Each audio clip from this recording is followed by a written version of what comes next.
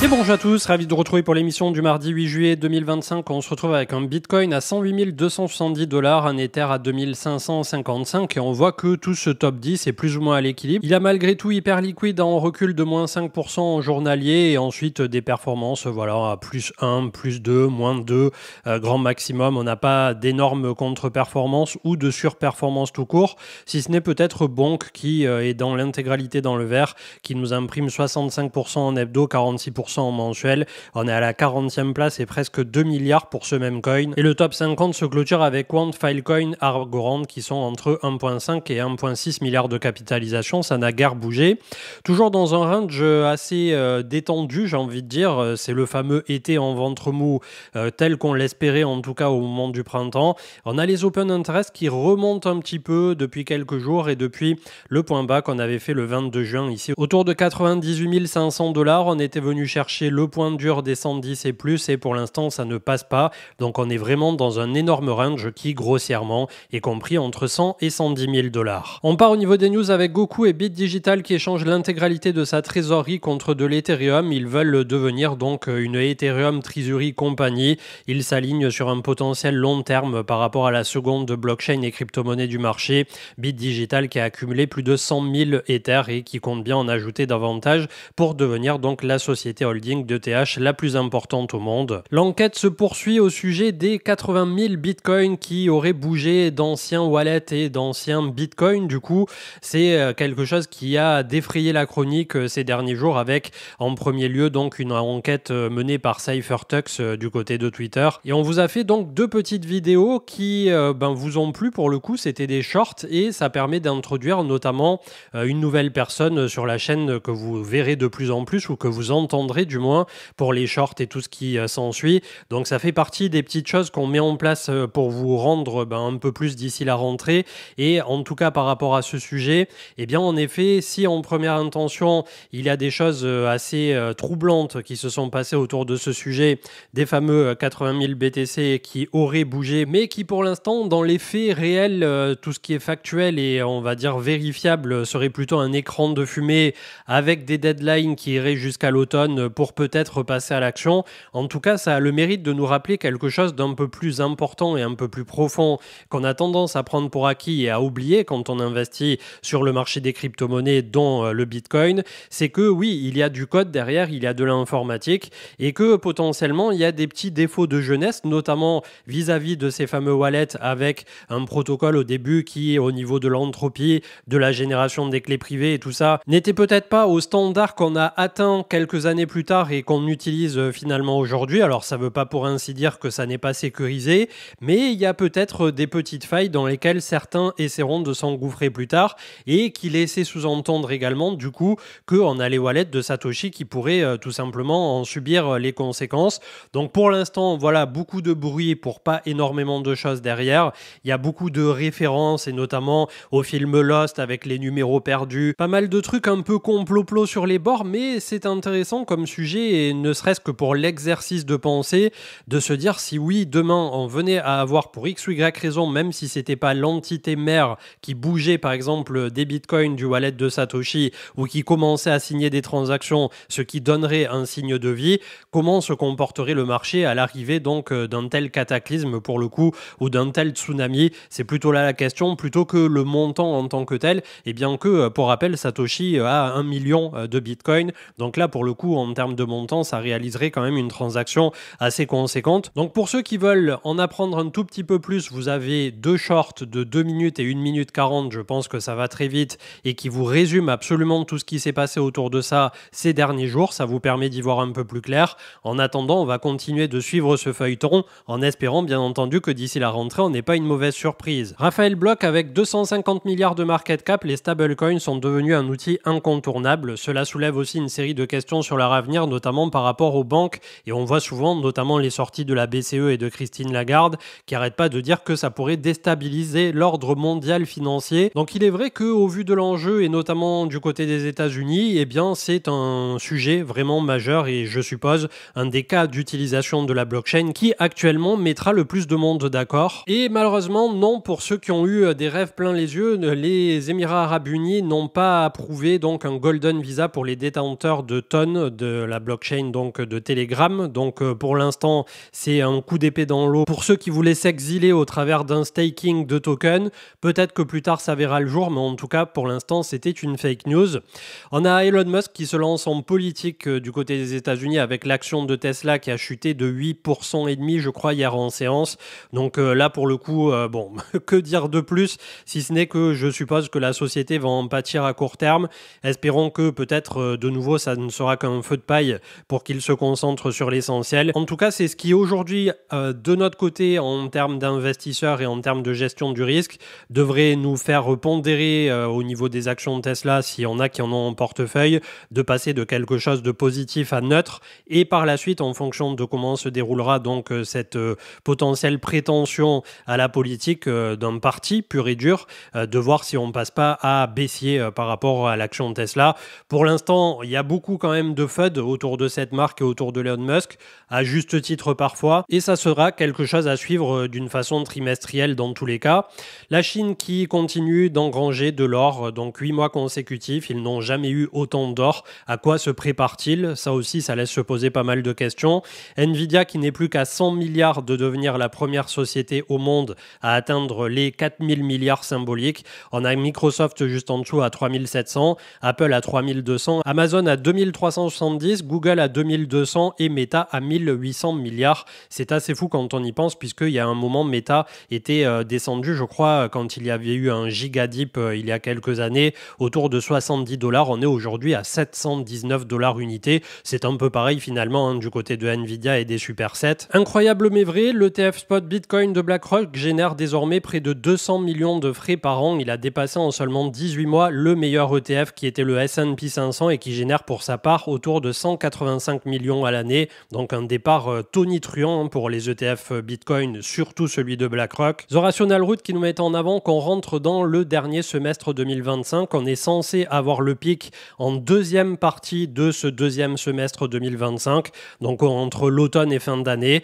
Est-ce que cette fois va être différente? Est-ce que cette fois va suivre cette fameuse euphorie de fin de quatrième année du cycle du Bitcoin, ou est-ce que nous sommes désormais sur une non-cyclicité? En tout cas, ça va être très intéressant à observer. Peut-être pas immédiatement là dans le trimestre qui nous conduit jusqu'à la fin d'été, début d'automne, mais à compter de septembre-octobre, je pense qu'on va voir de sacrées choses. Sur l'ETF Monde, si vous aviez raté 10 des meilleurs jours sur plus de 20 ans, votre performance recule de moins 50%.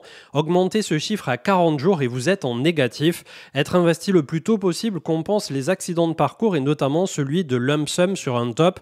Alors je fais un petit peu de vulgarisation. Lump sum, c'est quand on investit une somme en une seule fois. Admettons, vous avez un héritage de 100 000 € qui tombe, génial. Est-ce que vous allez le mettre en 10 fois 10 000 €, c'est-à-dire un DCA au travers du temps, ou est-ce que vous allez mettre ces 100 000 € en une seule fois, au risque malheureusement de payer un top, un peu comme ce qu'on pourrait faire actuellement vu que les indices, le S&P, le Nasdaq, etc. sont sur des nouveaux points hauts. Donc voilà, c'est quelque chose d'intéressant à avoir en tête, et en termes de projection mentale, c'est un peu contre-intuitif de se dire qu'il vaut mieux la plupart du temps être investi que de rester sur la touche et de se dire j'ai investi au travers du temps. Bien entendu, c'est pas tout le monde qui a 100 000 € ou même 10 000 ou même 50 000 à mettre en une seule fois, ou qui touche un héritage ou qui a cette somme. Donc la plupart des gens, bien entendu, se contenteront de la seconde meilleure manière, entre guillemets, qui reste le DCA en fonction de son salaire, en fonction de ses moyens. 10 €, 20 €, 50 €, 100 €, 200 €, 500 € ou 1000 € pour les plus fortunés d'entre vous, puisqu'il y a quand même des gens qui sont médecins, qui sont avocats et qui gagnent entre 5 et 10 000 balles par mois. Donc il y a des gens qui ont quand même, quand on voit notamment les analyses de patrimoine de Mounir Surfinari, des moyens conséquents, et derrière, en fonction de vos moyens, bien entendu, ça peut faire toute la différence une fois arrivé à la retraite. On terminera par une petite projection mentale et de nouveau un exercice de pensée. Je trouve ça plutôt intéressant au vu de la période et qui est parfois un peu trouble. Les 6-12 prochains mois seront rythmés par ce qui va se dérouler aux États-Unis. Étape 1, ça vient d'être voté, faire passer le Big Beautiful Bill, qui peut être considéré comme un shadow quantitative easing. En gros, il rajoute 5 000 milliards de dettes, je crois, qu'ils vont pouvoir utiliser comme ils le souhaitent. Et notamment, je crois qu'ils veulent créer un truc du genre mettre 1 000 € par personne, par américain, sur le S&P 500 pour leur créer un genre de compte à terme. Enfin, j'ai pas tout compris, mais il y a un truc assez extraordinaire qui est en train de se mettre en place. Étape 2, donc les marchés qui continuent de monter remonter malgré des chiffres qui pointent tous désormais vers la stagflation.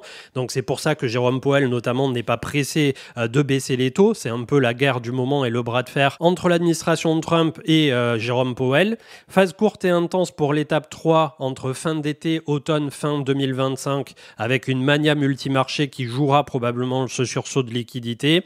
L'étape 4 qui reste à aujourd'hui l'inconnu, que va faire la Fed? Est-ce que Jérôme Powell va continuer de mener sa barque, il l'a très bien fait jusqu'ici, ou est-ce qu'il va se faire plier le bras justement par Donald Trump au risque de se faire éjecter de son propre poste? Ça, c'est une grosse inconnue pour les marchés.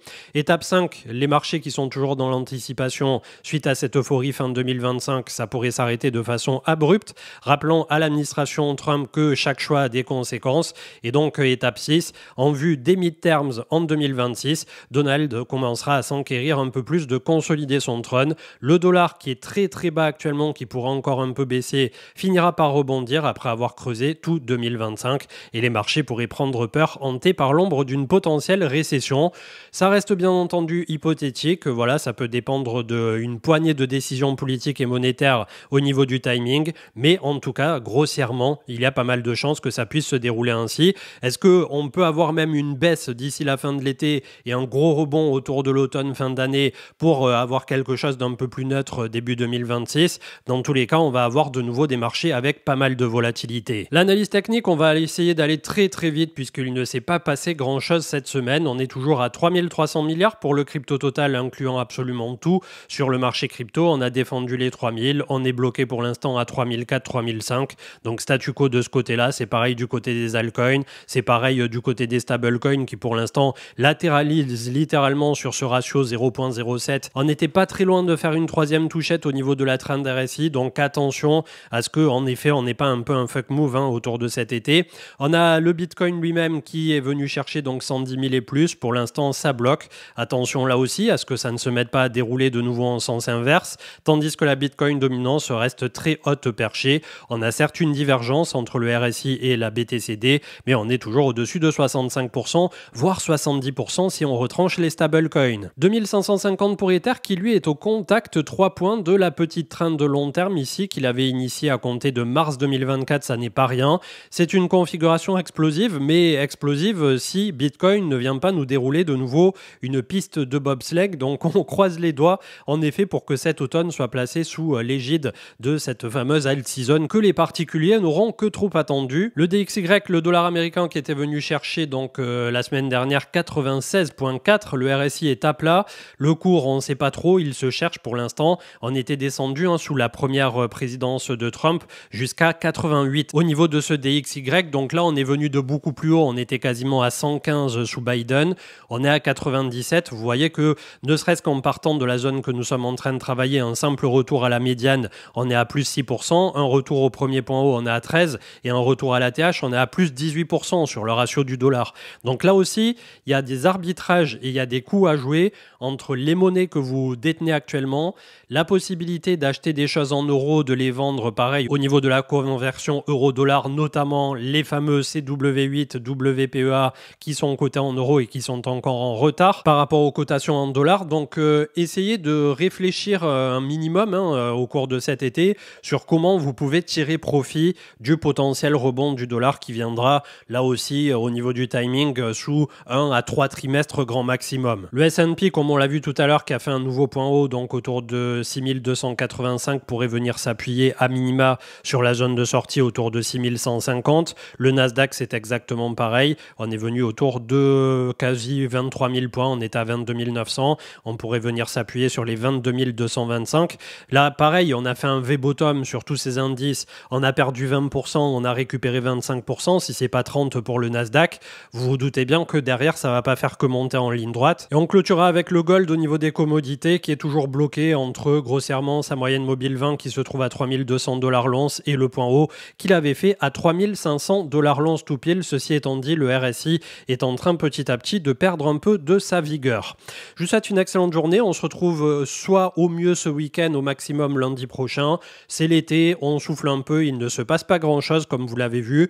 Il y a des petits narratifs sympas comme cette fameuse histoire des 80 000 bitcoins, mais attention là aussi de ne pas vous faire happer par le côté belles histoires parfois qu'on a tendance à se raconter. Ceci étant dit, ça a au moins le mérite d'ouvrir le grand débat de l'ossification, notamment de la blockchain du Bitcoin, et d'avoir une réactivité qui sera nécessaire pour avoir l'agilité plus tard qui permettra, notamment si un jour on a des problèmes par rapport à l'ordinateur quantique, au cassage de clés, à tout ce qui a trait à la cryptographie finalement, d'essayer d'aller de l'avant au lieu de tout simplement se dire que non, rien ne peut arriver, un peu comme dans le film Don't Look Up, et qu'une fois que l'iceberg est droit devant ou l'astéroïde est trop près, il est trop tard pour réagir. Je vous souhaite une excellente journée, une excellente vacances ou bon courage pour ceux qui sont au boulot, et on se retrouve donc entre ce week-end et lundi prochain. Ciao, ciao.